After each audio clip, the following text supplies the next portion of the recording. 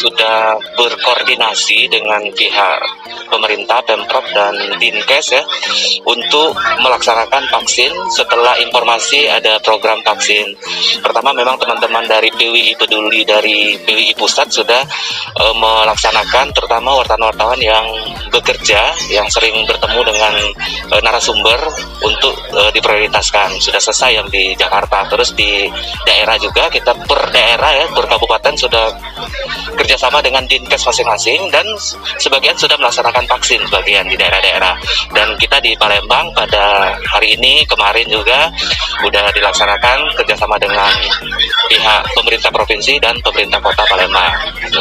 Pikir teman-teman merasa yakin ya dengan vaksin ini, salah satu cara untuk memproteksi ya, membentengi diri kita berkaitan dengan masih adanya virus COVID ini. Dan vaksin ini salah satu caranya ya saya pikir, dan kita mengingatkan teman-teman untuk tetap prokes ya, untuk menjaga jangan sampai tertular corona.